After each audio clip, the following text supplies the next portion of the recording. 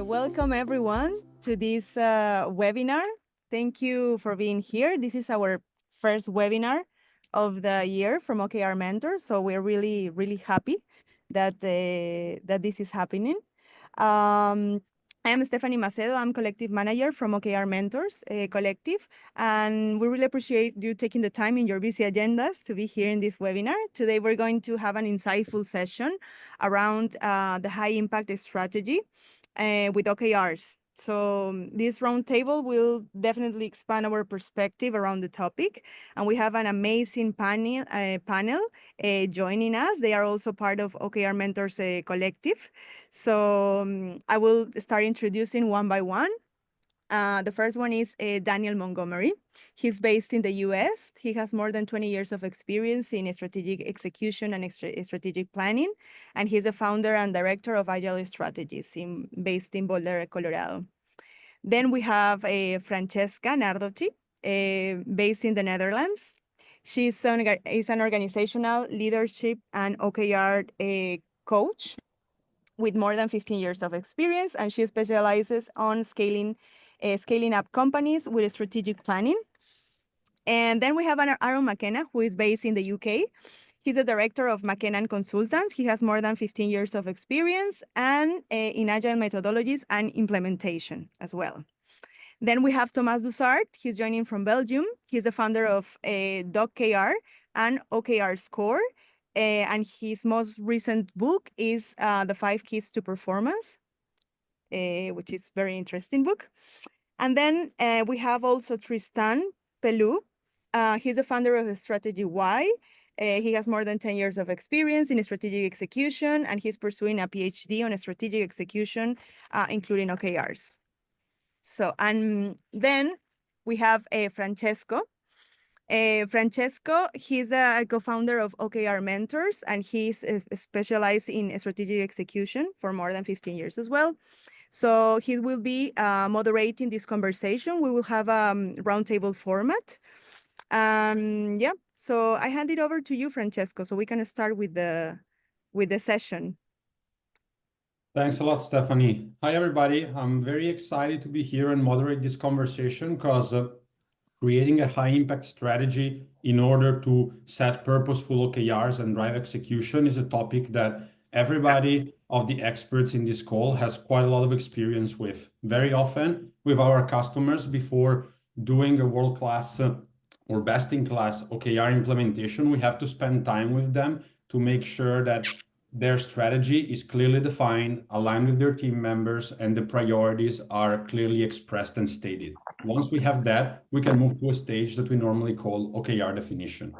This group of people, this group of experts got together and had several conversations in the past few months on what were the best practices that we can use and share with every one of you to help our customers to align their strategy and refine it before defining OKRs. So all that input went into a white paper, which we're launching today after this webinar. You will find the link posted in the chat. And today with our questions, we're going to explore some of the most interesting areas that the white paper covers.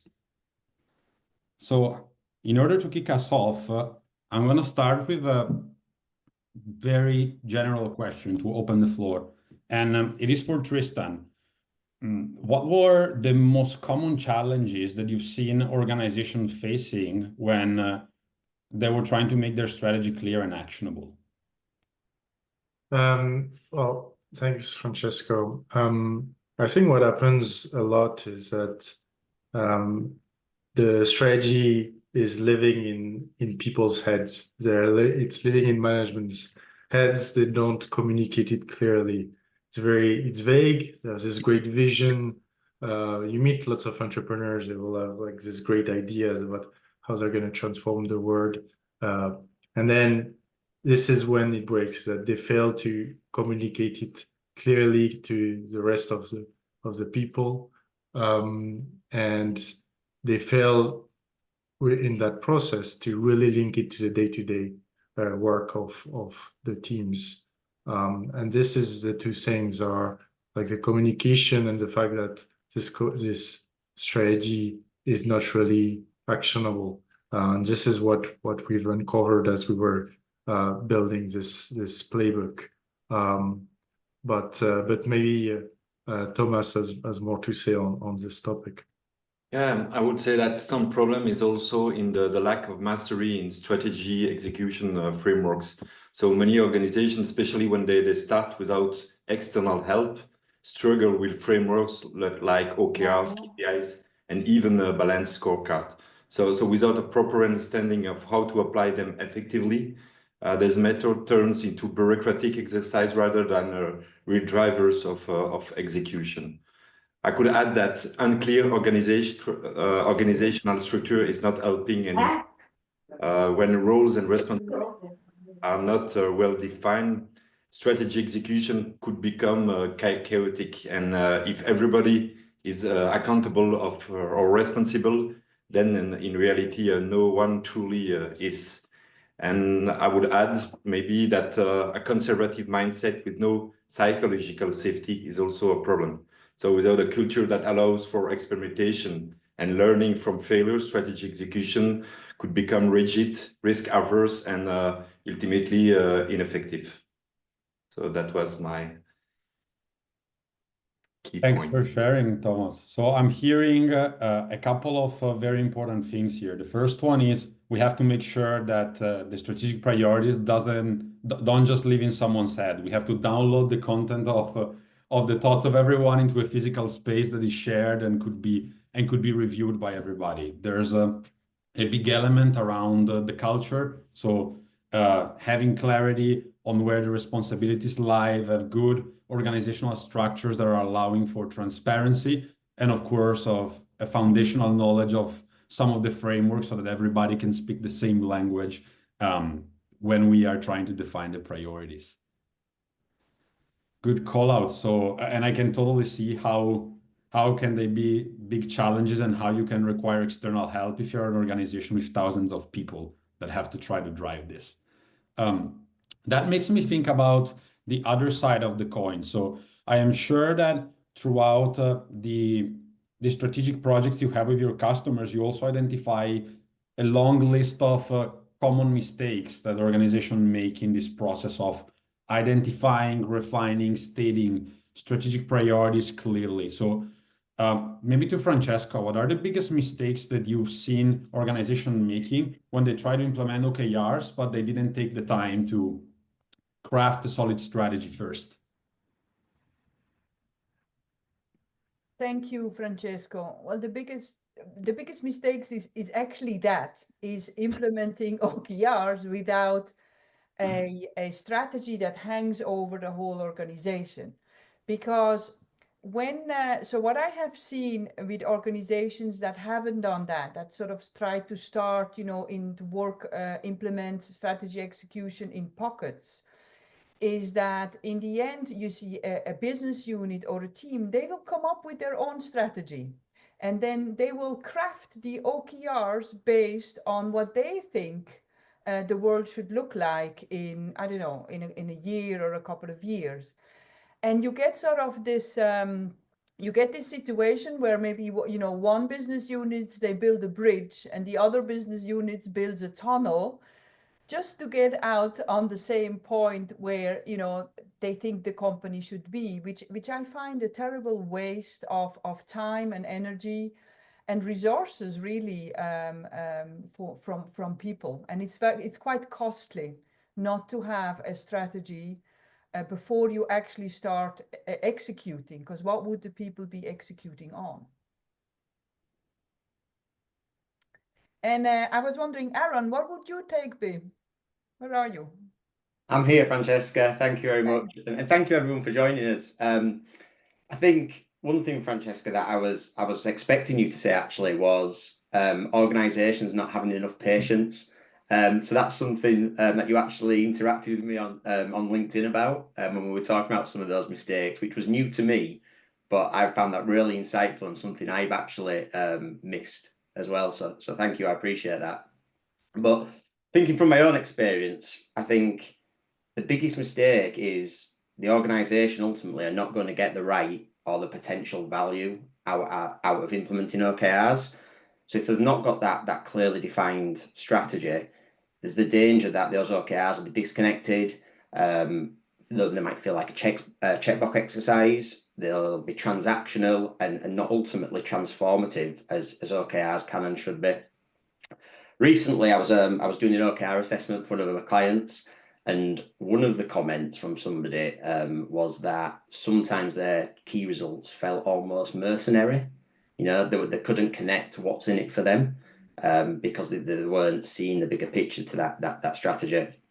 And I especially see this quite often when organizations start to confuse KPIs with OKRs and start to muddle business as usual activities in there. So you really start to see that big disconnect.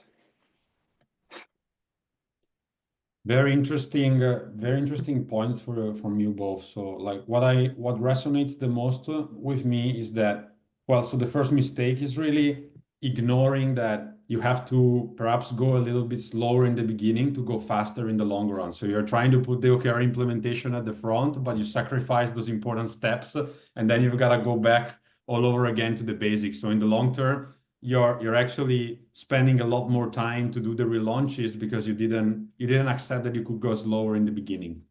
Like every time we work with customers on this topic, we always say that implementing OKRs is not your final goal.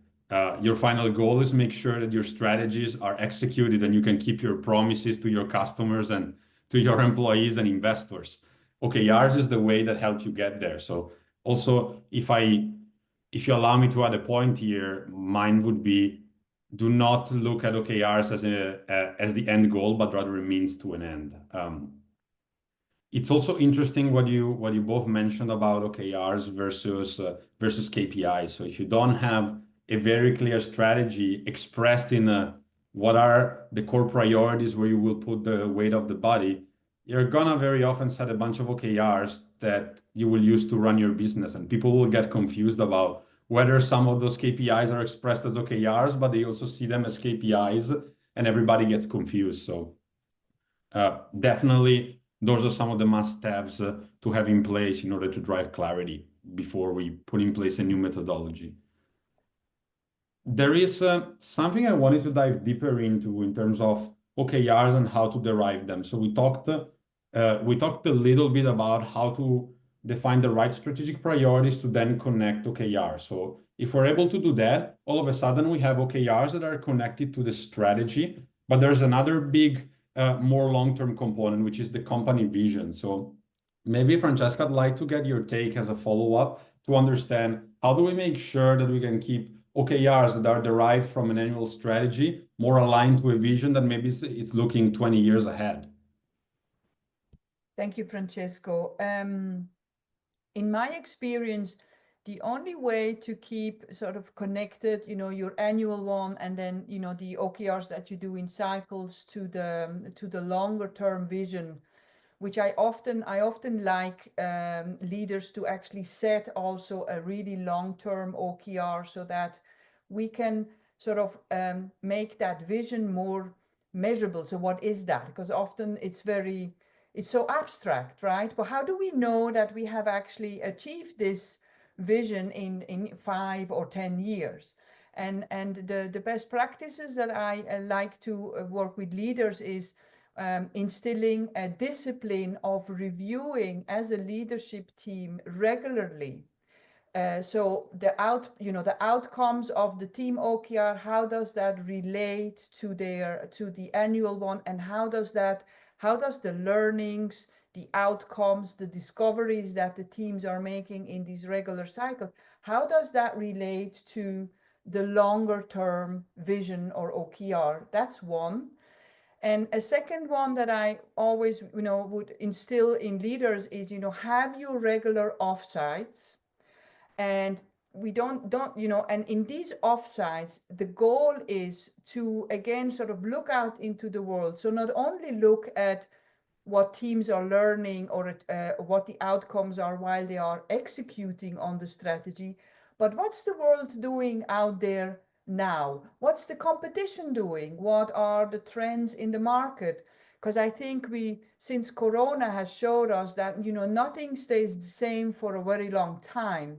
So to really have sort of a clear cadence as well in which the leadership team looks out into the world, I think is a key of keeping, what the teams are doing, what the what the execution is showing, relating to a longer vision.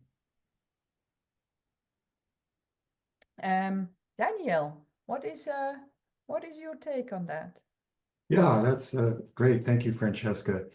Just to add to that, I think I'm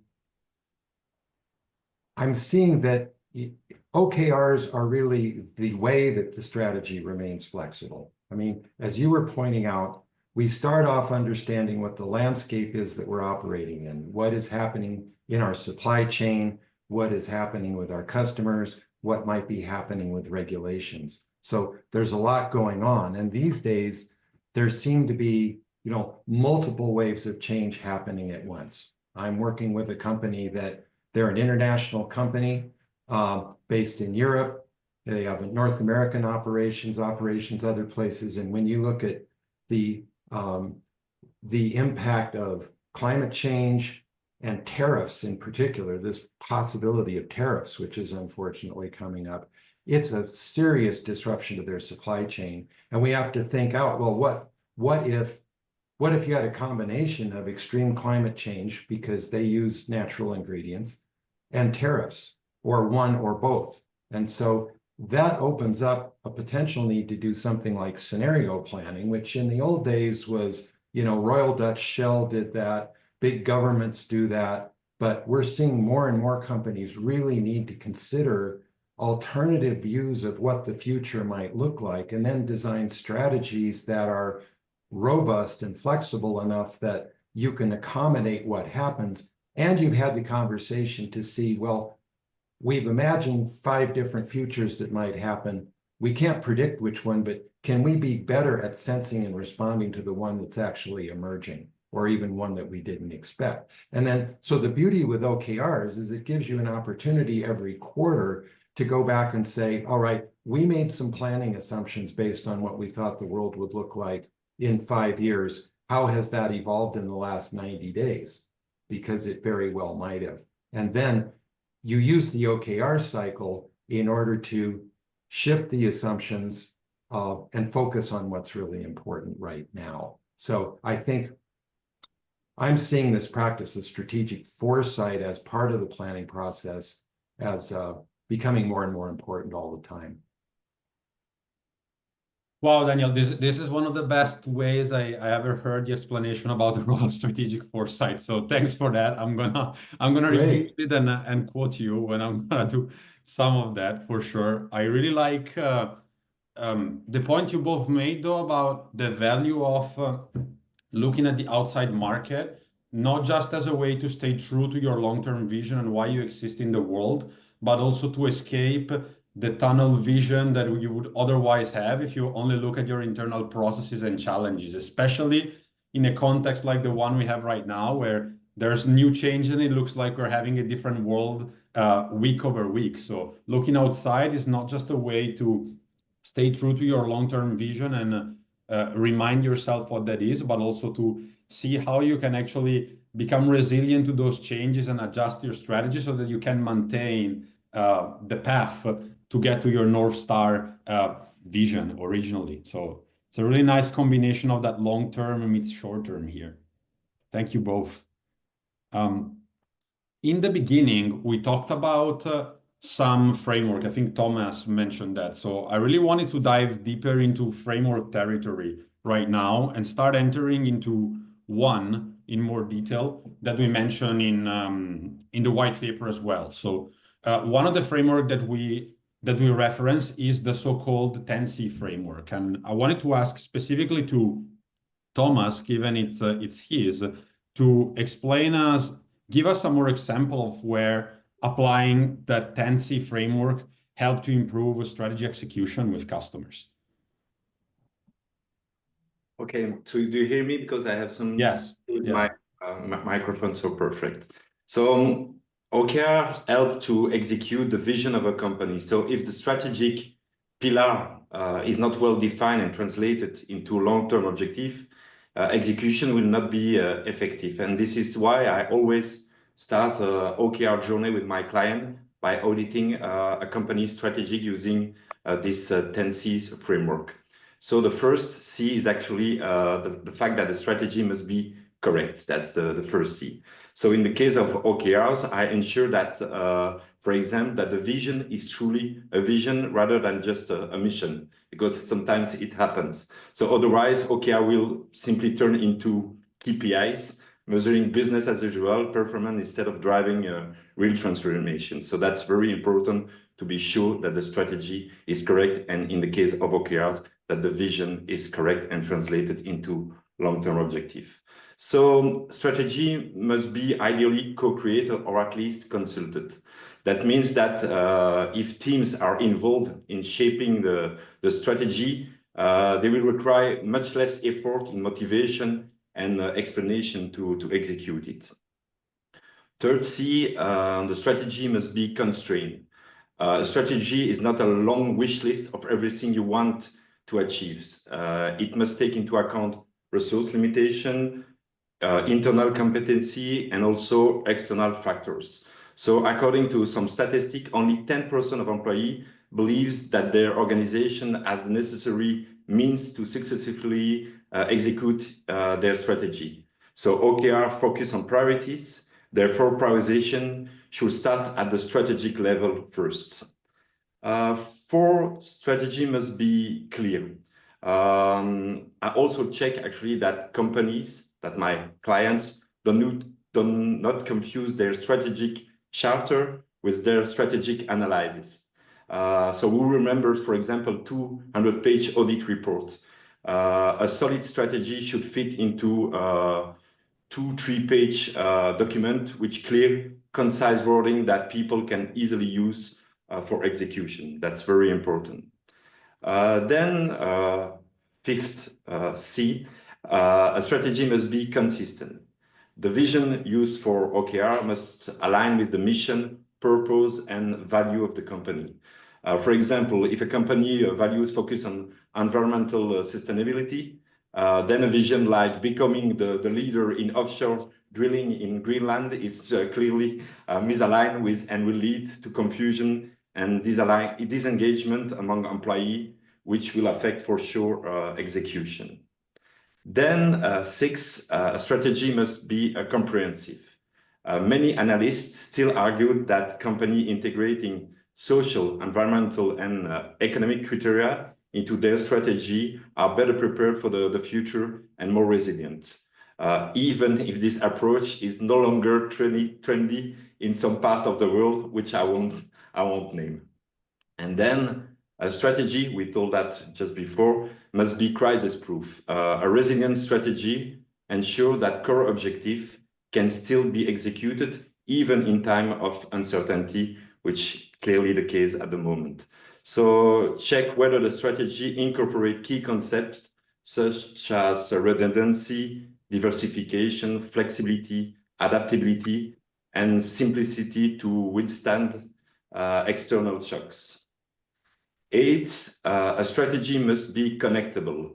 A strategy must be easily linked to execution systems. So in the case of OKR, that means ensuring that the vision is broken down into long-term strategic objectives. That's the long-term OKRs that Francesca was speaking about. And they are acting like a connector between long-term vision and yearly OKRs. 9, a strategy must be communicated. We told that some strategy remain in the head of the directors. So according to John Cotter, less than 1% of internal corporate communication is dedicated to strategy. So behind the initial announcement, strategy must be repeated consistently to ensure company-wide understanding. For example, I have a client who started every meeting by selecting an employee at random and asking them to recite either the vision, mission, or company values, which is quite a good way to make the strategy alive in the company. And finally, a strategy must be committed. So strategic finally, systems such as OKR should be really part of a structured change management process to increase the change of commitment for all involved parties. So OKRs, it's not just a simple change, it must be part of a real structure change management process in the company. So that's actually the 10 C's of a good quality strategy that can be executed later on with OKRs. Thanks for sharing that, Thomas. I like a lot how we can use this almost as a checklist framework to essentially understand that we have all that it's required in place in order to ultimately communicate and run a good change management strategy about it. There is an area that I particularly relate to, actually a couple from this dimension that are helping a lot in the communication. One of them is the constraint. I don't know about you, but I see a lot of times that in executive teams, sometimes almost to feel good that everything that you had in your mind or in your wish list is represented by the strategy, you actually end up wanting to add more and more and more and more without actually ignoring what are the constraints. When you are at the point of communication, you can have a very flawlessly communicated strategy, but people are not going to understand it because it's a line item of 15 different super ambitious projects that adds up to their day-to-day. So I like how in each one of the C's you're building incrementally to a clarity position that then allows you to communicate in a clear way. And speaking of communication, I'm very curious, Aaron, to hear from you, and then Francesca, what were some of the best practices that you adopted or you've seen in the businesses you work with to ensure that the strategic communication, the way you communicated about the strategy, that you explained the why, really led to a buy-in, led people to really understand and share why the priorities in front of them were important? Yeah, so what I would say is, as leaders, what we need to do is treat our people and our teams like children. And now I don't mean that in a patronizing way. What I mean by that is humans remember, they love, and they're inspired by stories, not by spreadsheets, not by targets, not by numbers, right? So we need to make sure that we, get back our love of storytelling and get good at telling stories to the organization. So figuring out how do we weave our strategy into a compelling story that resonates with people, illustrates those positive outcomes and the value that successful execution of our strategy will bring. Now, to do this, I was working with a colleague a couple of weeks ago, and he actually introduced me to a reapplication of the success model from Made to Stick by Chip and Dan Heath. So if you're familiar with that model, it's all about how do you make your ideas more sticky. And he applied it to how do you tell better stories to make sure that your strategies actually persist for longer than you do within the organizations. So that advice from that model is make sure that your stories are simple to understand. Make sure that they're exciting and they bring some unexpected nature to that story. Ensure that they're concrete and they're action orientated. They're credible using real examples within that story as well. They invoke some emotion, so they tie into the what's in it for me. And then finally, you put it all together and it creates a great story that people in your organization can remember, can retell, and can share as we work towards achieving that. The second thing that I'd mention on this as well would don't overlook and underestimate the power of involvement and feedback. So treat your strategy like a series of revolving doors.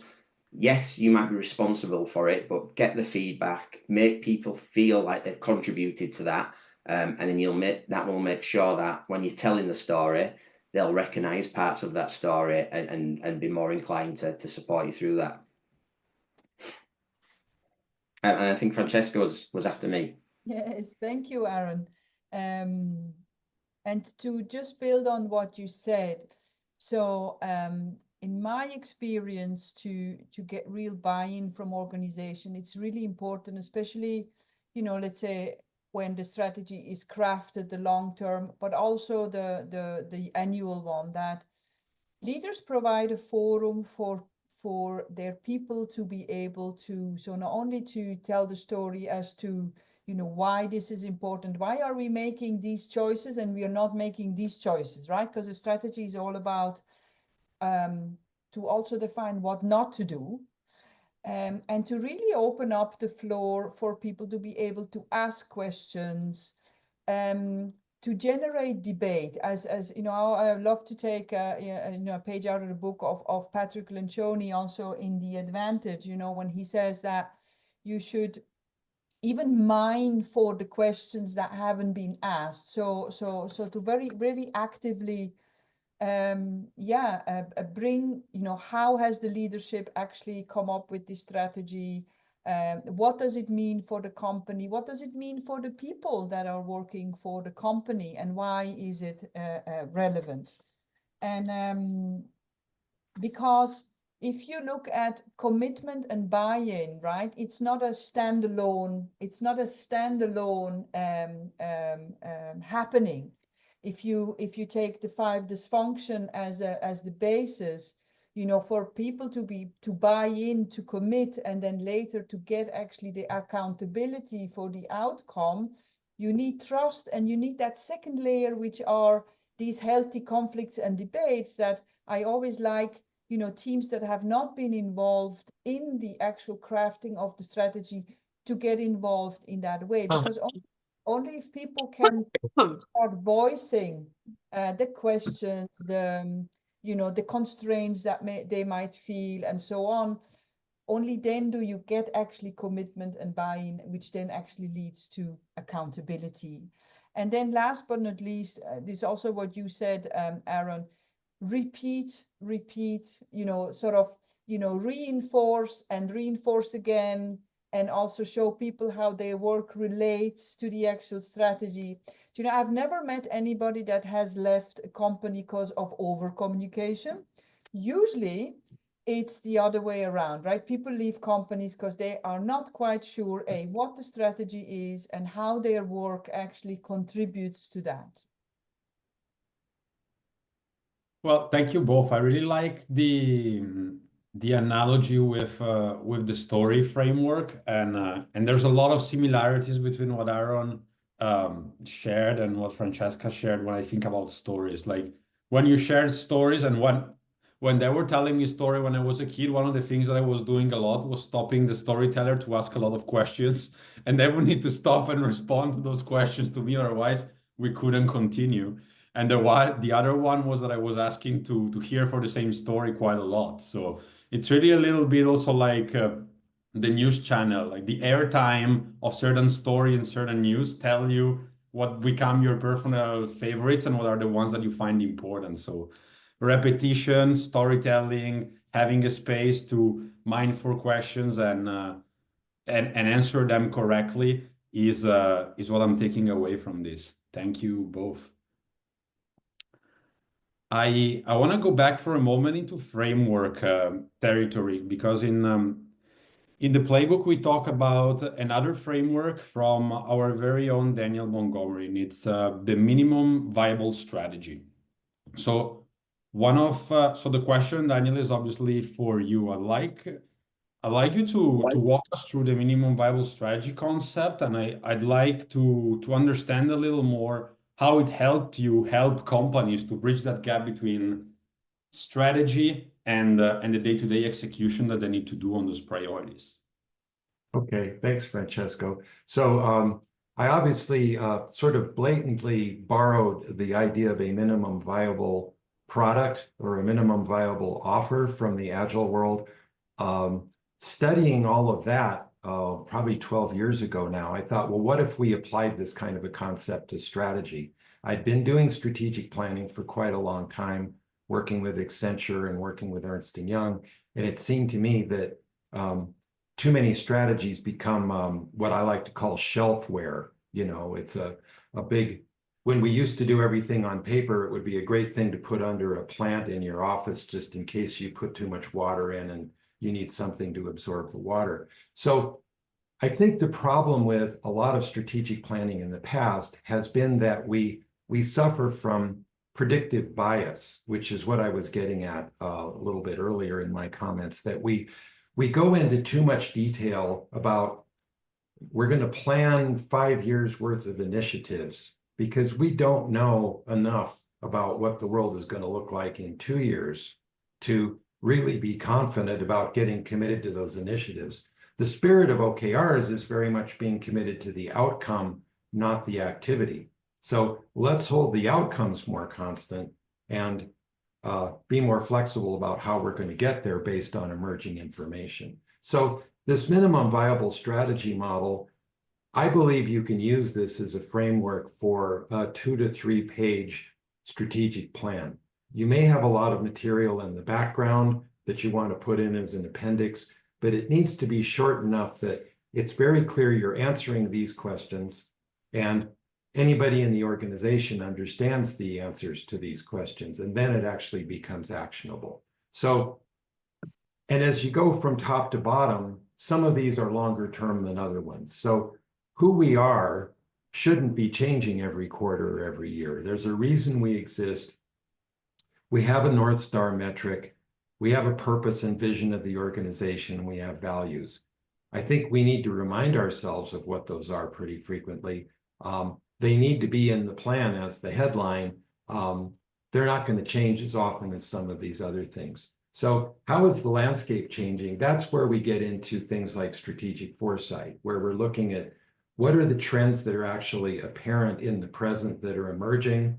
How are our ideas of what the future might look like changing? So we're making assumptions about what opportunities or threats are presented by what's actually going on right now in tension with where we want to go and who we are.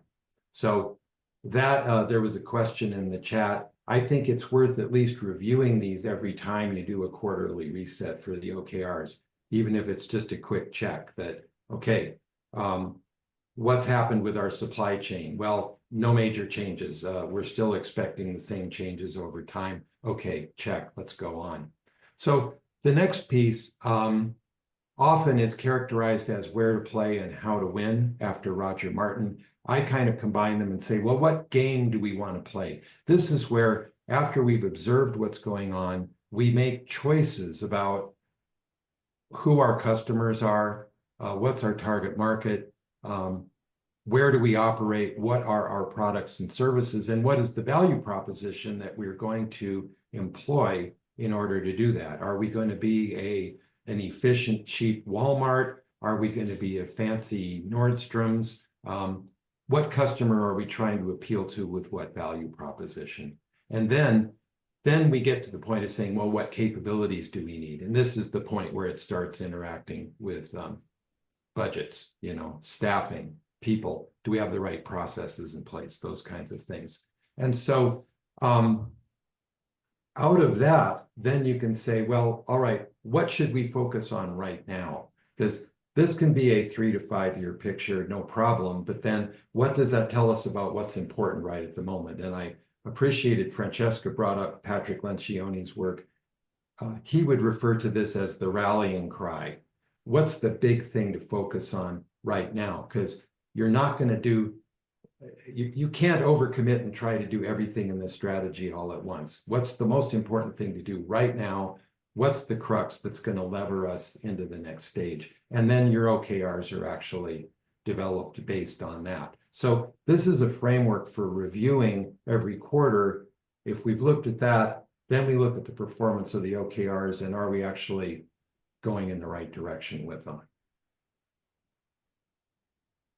Thanks, Daniel. I really like how each dimension, how you talked about the time duration and the flexibility that you have in each dimension and how it actually evolves as you go through. I almost, like when I see this, I almost visualize in my mind the control room. So you kind of know what are the levers that you can pull and how frequently you can. Some of them you cannot change them every quarter. Some of them you should probably know that you can change more frequently, like your approach to processes, as you're seeing that during the execution things are breaking.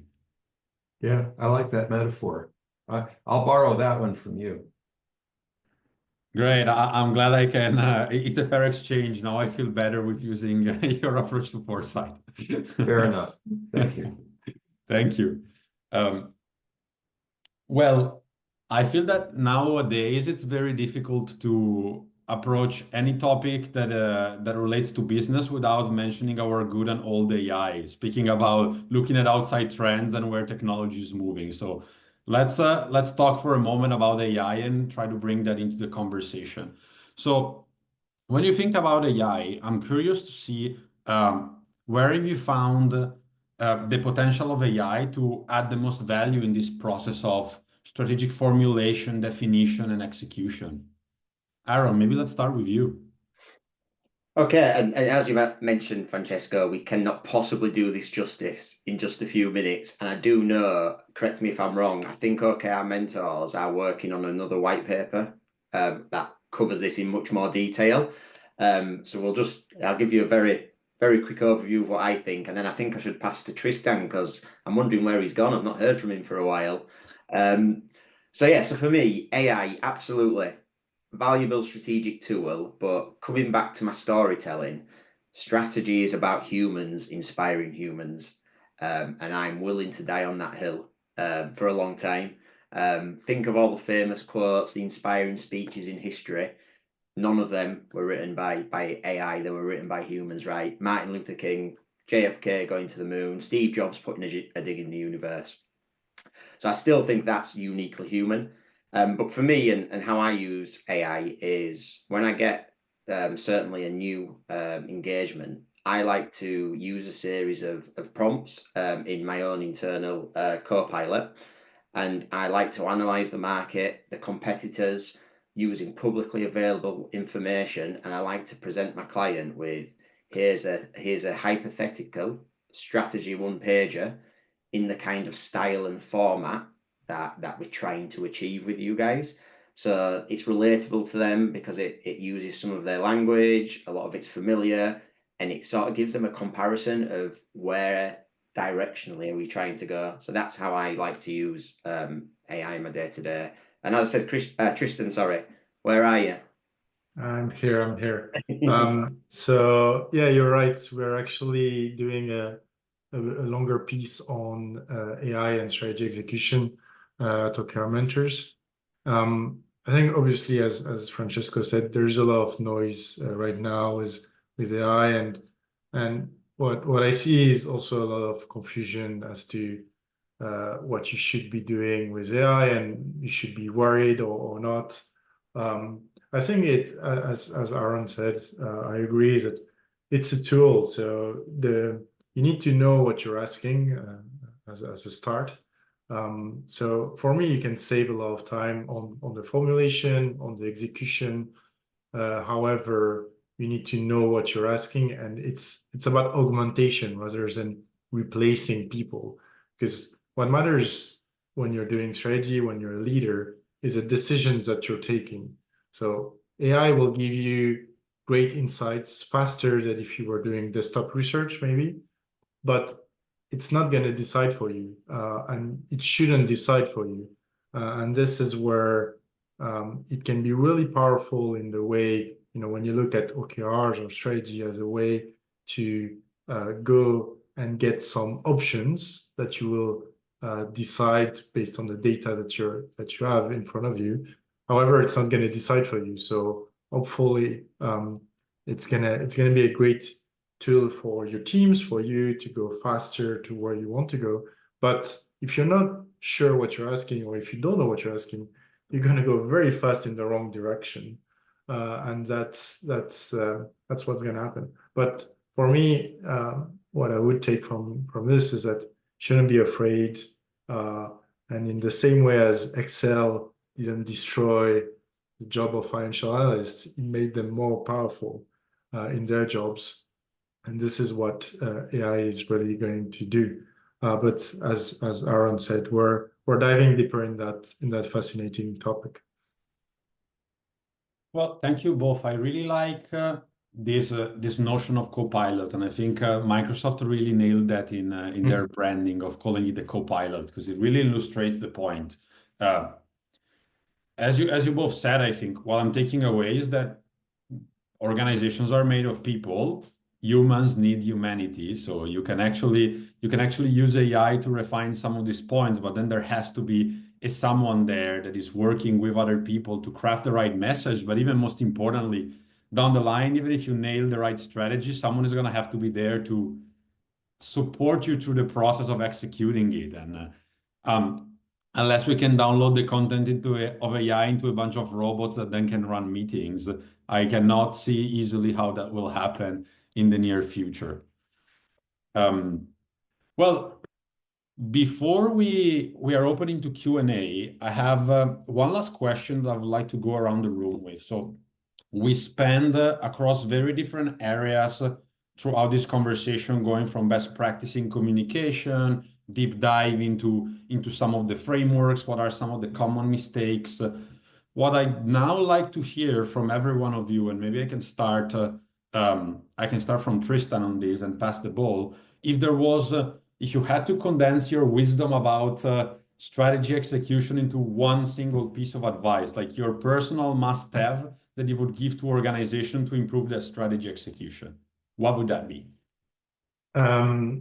So because I'm the first to talk, I'm gonna be quite obvious, but before talking about strategy execution, you should really define well your strategy, which we've talked about at length. So I would start from here. My first advice is, okay, figure out really what is your strategy, and your strategy is not a plan, as Daniel quoted Roger Martin. Strategy is not a plan. Strategy is, what do you want to be when you grow up? So my first piece of advice is figure out really well your strategy. You have like some good frameworks that the guys have talked about, and start from there before going into execution. So I don't know, Daniel, what you want to say on top of this? Well, that was all just what I was going to say. But start by improving the strategy itself. I'll just add one term I really like. I think at the point when you're trying to get a sense of what the future looks like, don't just rely on experts. There's a term some futurists I work with use, which I love. It's democratize the future, because there's an official version of what the future looks like, which is often dominated by technology, frankly. And a lot of futurists only talk about technology, but there's a lot else going on in this world in terms of politics, people's attitudes, economics, a lot of other things. So at that point, broaden your eyesight of what you're looking at. Leadership still has to make the tough choices. There's no way around that. But I think democratize your view of the future. Thanks. I'll pass it on to Francesca. She's next to me. Thank you, Daniel. So what I would say, my thoughts on that is as well that, I have seen leaders that they have taken the strategy that they have made as, this is how the world is. And let's not forget, and Daniel, you spoke into that as well, that, it's ever evolving. So stay tuned of what the world is doing out there. Be prepared to kill some darlings, okay, on the way to to achieving your strategy. And when it comes to strategy execution, I would say, be patient, be prepared to get it wrong in the beginning, and be also prepared, have a solid decision-making process. Because sometimes when it comes down to those tactical choices during an execution towards a strategy, having a solid and fast enough decision-making process can get you a long way. And I'll pass it on to Aaron. All right, so I'm going to assume that everybody on this call takes the advice of Tristan, Daniel, and Francesca first. So you've done that. We've looked to the future. We've got our strategy solid, well communicated, and I'm going to jump into execution. So I would say start with a pilot team or a pilot project. build a small cross-functional team that's focused on either a single OKR or even a single key result, depending on how big your organization is, and get that team working in small batch sizes, short feedback cycles, rapidly testing and learning to validate what the best approach for OKRs is for your organization. So I always say it's not about doing OKRs right, it's about doing OKRs right for you. Once you've got that nailed, then you're ready to start scaling that out and wider. And I think, Thomas, I think you're last but not least. So even if I'm not 100% objective to recommend this, I will really advise company to ask some help from a strategy expert, like, for example, the members of OKRmentors. I think it's a right conclusion. Voilà. Well, this seems an arbitrary one, but to be honest, I see a lot of value in having externals, and I saw it when I was an insider, because hierarchy is a reality. As much as organizations are saying they are matrixed, I dare many of you, when you think about your organization, to remember how many times you had the courage to say to your CEO that he was wrong and that the priorities that he had were things you didn't agree with. You maybe get to do it once, twice, 3 times in your career if there's the good culture, but you will probably need an external that says similar things that the one you have in mind, but is detached enough to speak the truth. So that's certainly the one thing that adds a lot of value here. I'm going to open up to a Q&A at this point, and there were a lot of questions we already answered in the chat, but there is kind of an indirect one that I wanted to pick your brain on. So there was a kind of an impromptu conversation going on in the chat around the value of involving a wide part of the management team in the early stage of the strategy design. But I'm curious to hear from you from a very practical level. How can you make sure when the strategic planning is happening in tight deadlines that you're able to coordinate, collect all that feedback without getting lost into an ocean of opinions that you can never navigate?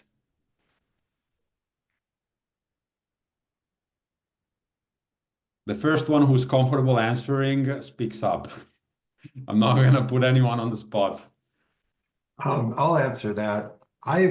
Since we talked about AI, I've actually used that in some cases. So rather than like saying, okay, what is your vision of what we could look like 5 years from now? Just take that as an example question that you might want to feed into a strategy process and what to focus on with OKRs. I did that with a client and had them each write 100 words, send it to me. I fed that into Claude and said, okay, condense all of this into 100 words or less.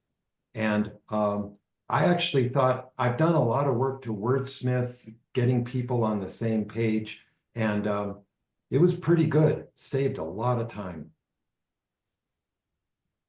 That's a super interesting use case on how to use a chatbot. So it's another thing I'm borrowing from you, Daniel, on this one. Thank you. This was like a proper class for me. Tristan. Yeah, I think that, well, because I'm an organization freak, I think the way here, I agree that it's great to have a wide perspective, is to have a very structured process in the sense, because as you say, you're on tight schedule, doing very short meetings as opposed to doing, endless brainstormings. I like very short meetings. I would ask people for 15 minutes, 30 minutes, and be very clear about what you're asking. So having a very short template so it goes back to what Daniel was saying, that, okay, I want from you exactly this questions and this answer, and this needs to be this length, so that at the moment of bringing this all together, it doesn't take a lot of time because you're already have structured in the way that you want the output. So that's the way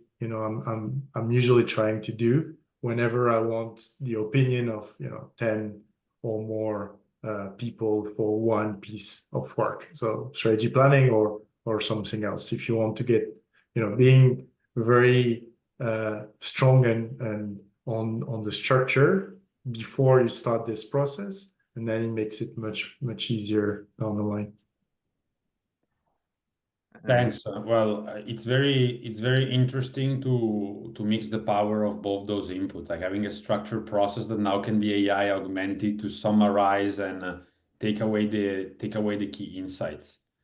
There is another question in the chat that got answered quickly, but I'd be curious to get more depth on, particularly from Thomas, given it's an aspect from the framework, or maybe starting from him. When we are talking about the characteristics of the 10C, there is a dimension that we're asking the question on how do you determine that a strategy is correct? So you're looking at the future, you are defining a strategy, at least formally or structurally. What are the things that you look at to be confident that that strategy is solid?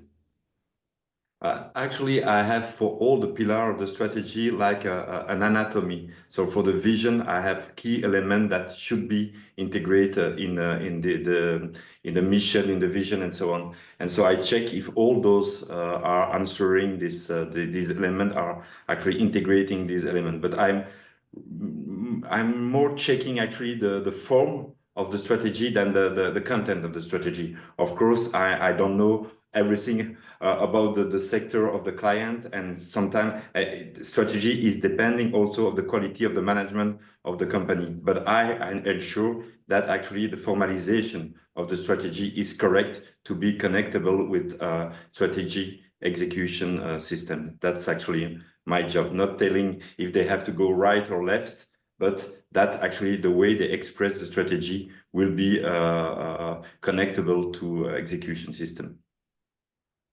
Great. Well, we'll have a lot of more of that detail into the white paper when we talk about anatomy, but it's good.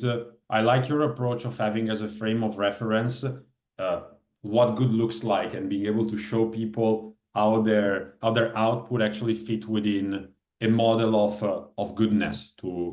We obviously can never be sure whether the content of our strategy is future-proof. That only time will tell. But at least if it's formally correct, we take one step forward to be sure we are doing the right thing.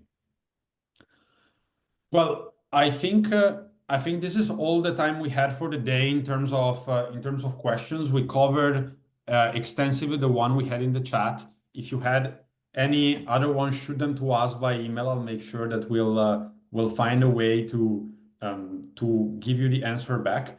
If you want to dive deeper, we are sharing the link to download the white paper we talked about all along in our chat, and I'm just gonna hand it over quickly to Stephanie to talk about next things that are on our agenda. In the meantime, thank you, Tristan, Aaron, Daniel, Thomas, Francesca. There's always something to learn when I'm in a conversation with you, and I'm sure that everybody else in this conversation enjoyed it as much as I did.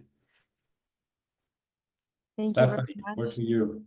Thank you, Francesco, and thank you to all the panel. It was really a really insightful roundtable. Okay, so yes, I just have two mentions to do at the end. One is that we have an OKR professional coach training starting on the 31st of March.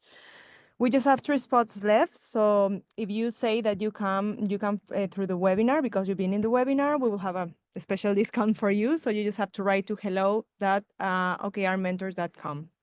And then I also wanted to share with you that we have a community of top OKR experts named OKR Mentors Collective. Actually, all the panel today, they are all part of OKR Mentors Collective, and we're having our annual meeting this year in May.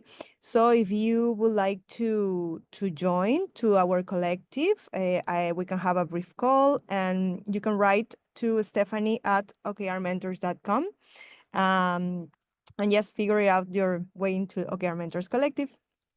And that's it. Thank you very much, everyone. It's been a pleasure. Thank you for your time, and see you soon next month. Bye-bye. Thank you, everybody. Thank you, everybody. Yeah. Bye-bye. Bye.